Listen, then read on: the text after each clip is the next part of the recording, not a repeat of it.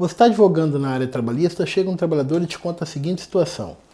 Doutor, eu estava na empresa na hora do almoço, fui almoçar ali no centro para voltar para trabalhar ali rapidinho. Quando eu saí do restaurante, que eu fui atravessar a rua, um carro furou o sinal vermelho e me atropelou. Infelizmente, tive vários ferimentos, fui levado pelo SAMU, fiquei afastado do trabalho mais de 6 meses, recebendo benefício previdenciário.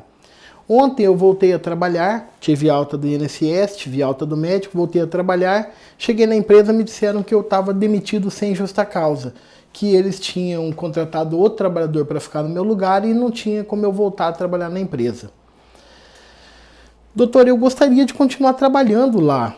O que eu posso fazer? Eu tenho algum direito? O que você faz numa situação como essa? Quando um trabalhador te conta uma situação assim? Eu sou advogado e professor na área trabalhista há mais de 23 anos. E não é incomum que os trabalhadores passem por uma situação como essa.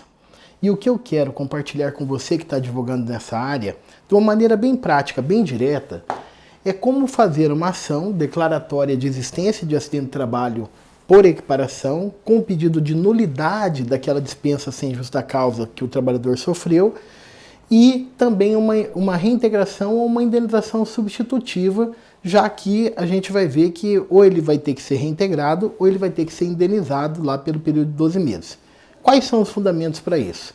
Primeiro, a gente sabe que o artigo 21, inciso 4, a linha D da Lei 8.213, assegura que o trabalhador que está se deslocando de casa para o trabalho, do trabalho para casa, e sofre algum tipo de acidente, isso é um acidente de trabalho por equiparação. Aí você vai falar assim, mas Wander, a empresa falou para ele que não era acidente, que não tinha nenhuma culpa, afinal de contas ele foi atropelado por alguém que furou o sinal vermelho e também ele não estava no local do trabalho. Pois é, acontece que embora ele não estivesse indo para casa ou voltando de casa, ele estava no horário de almoço.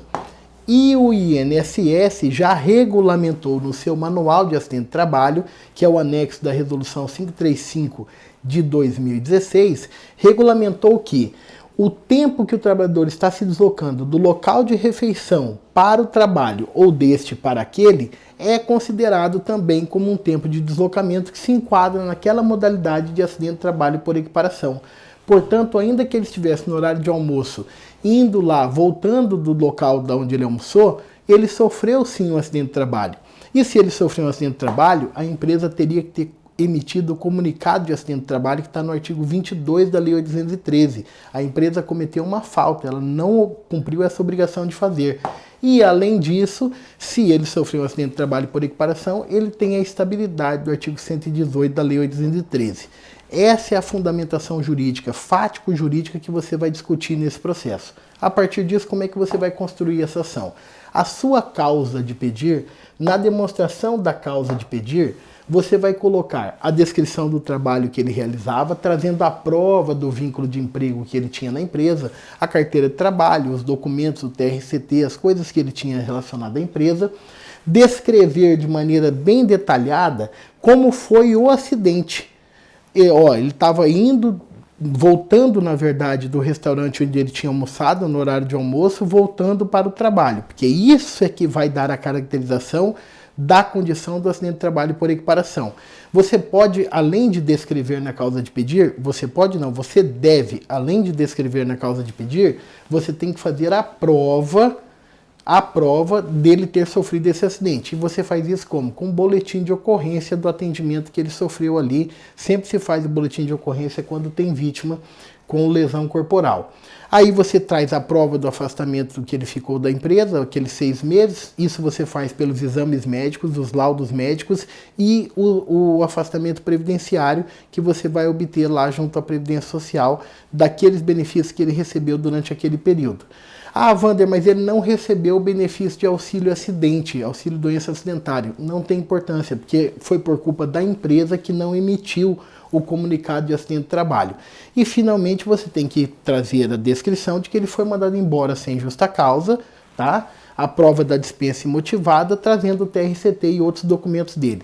Aí você montou a causa de pedir. A partir disso, quais são os pedidos que você vai fazer nesse processo? pedir a declaração da existência do trabalho por equiparação, com base no fundamento daqueles dispositivos legais que eu falei para vocês no começo. Na sequência, pedir que a empresa seja condenada na obrigação de fazer na emissão do comunicado de acidente de trabalho, sob pena de uma multa pecuniária, as chamadas ASTRENs. E, na sequência, você vai pedir a declaração da nulidade daquela dispensa sem justa causa e a reintegração do trabalhador ao emprego. Reintegração ou substitutivo, uma indenização daquela reintegração se os 12 meses da estabilidade já houver passado de quando você entrou com a ação ou no curso do processo. Pronto, você fechou a causa de pedir desse processo com a maior chance de êxito que eu imagino para fazer uma ação desse tipo. Claro que você poderá discutir ainda outros direitos que porventura esse trabalhador tenha. Você conhecia esses direitos? Quer ajudar outros trabalhadores a conhecer seus direitos, saber como lutar por eles? Tem algum advogado da sua confiança? Manda esse vídeo para ele, isso pode ajudar a ele e os clientes que ele esteja atendendo. E é claro, fazer parte desse movimento de compartilhar do conhecimento. Segue e compartilha.